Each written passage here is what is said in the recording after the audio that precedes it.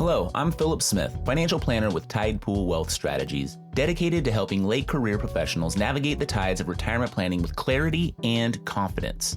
This is your retirement planning guide to money management, pursuit of long-term financial growth, and creating an adaptive strategy tailored to your unique and evolving journey. In every episode, I'll share concise, actionable insights to help you plan a retirement of purpose, resilience, and confidence. Welcome to The Perfect Retirement Plan? Hello, today we're wading into a topic that sparks a lot of debate. Roth conversions. Are they really the key to a tax-free retirement or just another strategy to kick the tax can down the road? Today, to help with the conversation and to prevent you, dear listeners, from getting tired of just listening to me go on and on and on and, well, it's my sometimes unhelpful internal commentary voiced as my part-time alter ego, Cash. A lot of people wonder if a Roth conversion is worth the upfront tax hit. So what's the deal? Good question, Cash. Let's dive in and break this down. Welcome to episode 4, the Roth Conversion Debate. Is it worth it? First things first, let's define what a Roth conversion is. Essentially, it's when you take funds from a traditional retirement account, like a traditional IRA or 401k, and convert them into a Roth IRA. Why would you do this? Well, with the Roth IRA, you pay no taxes on the withdrawals in retirement. But here's the catch. You'll pay taxes on the money you convert now.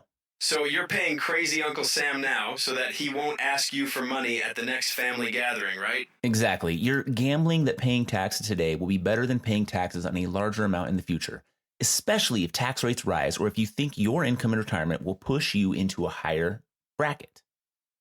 A big reason people are considering Roth conversions right now is the current tax environment. According to some of the most prominent IRA and tax professionals like Ed Slott, tax rates are relatively low right now, but come 2026, rates are scheduled to go up under current law. So the thinking is, why not convert while taxes are lower, lock in that lower rate, and save money in the long run? Right, so if you think taxes are going to rise, this is the time to act. Yep, it's a strategic move if you believe taxes will be higher in the future. But like any decision in retirement planning, it's not without its risks and complexities, the pros and cons as it goes. Let's break down the pros first. Pro number 1, tax-free growth. Once the funds are in a Roth IRA, they grow tax-free. So you're not just deferring taxes, you're potentially eliminating them altogether. When you start taking distributions in retirement, you won't owe a penny in taxes on that money, even on the earnings. For people who expect to be in a higher tax bracket later, this can be a huge advantage.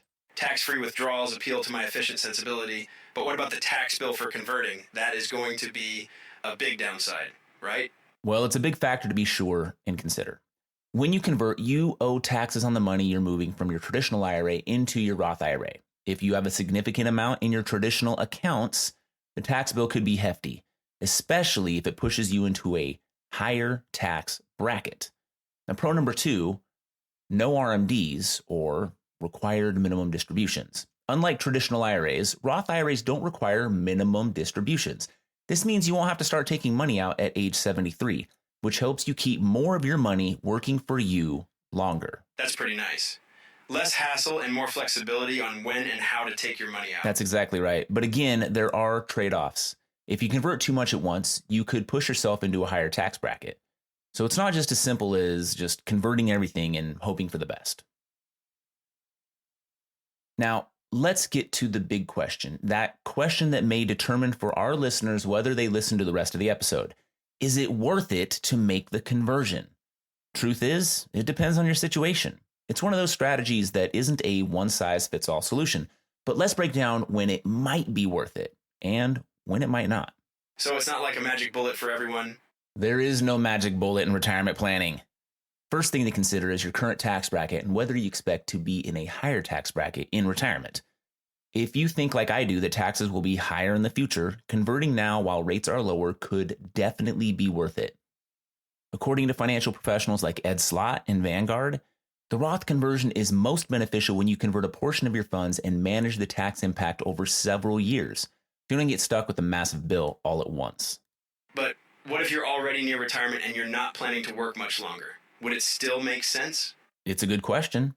If you're nearing retirement and your income is going to be dropping significantly, you might find yourself in a lower tax bracket. In that case, converting part of your traditional IRA into a Roth IRA could make sense, but you don't want to be too aggressive since you'll be in a lower tax bracket when converting.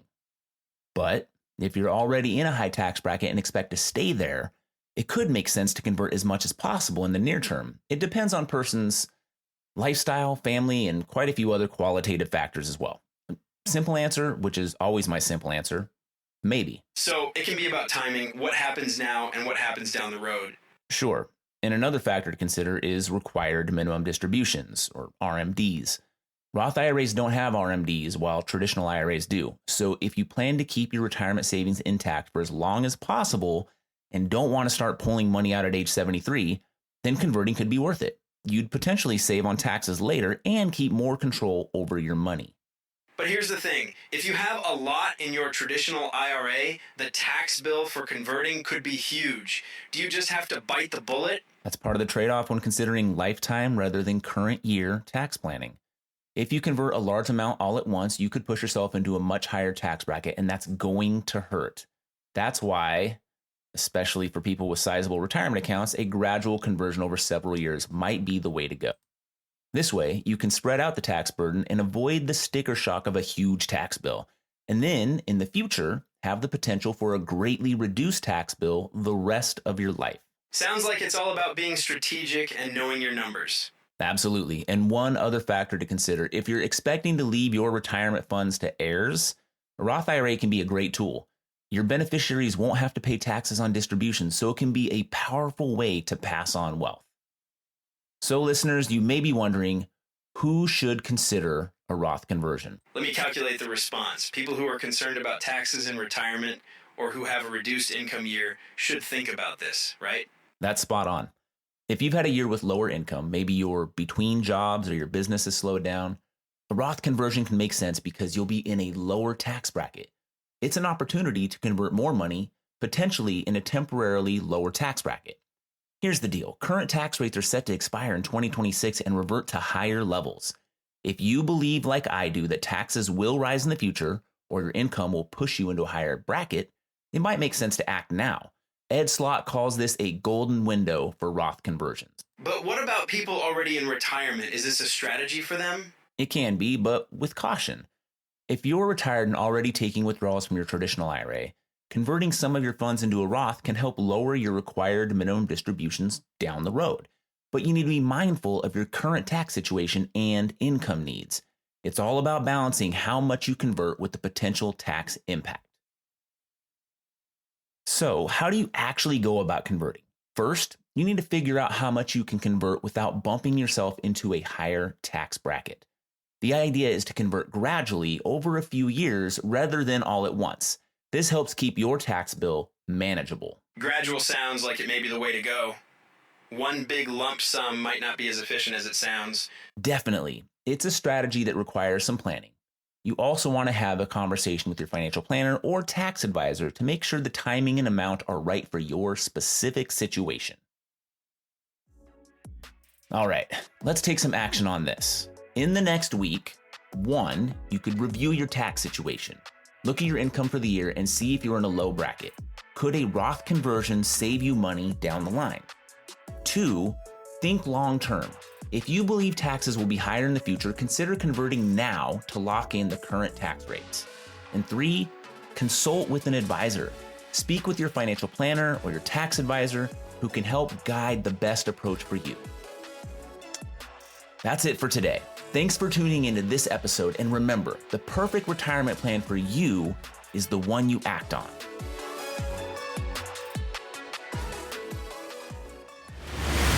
It's disclosure time. This podcast is intended for educational purposes only, should not be used for any other purpose. The views depicted in this material should not be considered specific advice or recommendations for any individual, are not intended to be financial, tax, or legal advice, and do not represent Tide Pool Wealth Strategies or Cetera Advisor Networks, LLC. For a comprehensive review of your personal situation, always consult with a financial, tax, or legal advisor. Neither Cetera nor any of its representatives may give legal or tax advice. Our office address is 450 Country Club Road, Suite 350, Eugene, Oregon 97401. Securities and advisory services are offered through Cetera Advisor Networks, LLC, a broker-dealer, registered investment advisor, and member of FINRA and SIPC. Cetera is under separate ownership for any other named entity. Whew.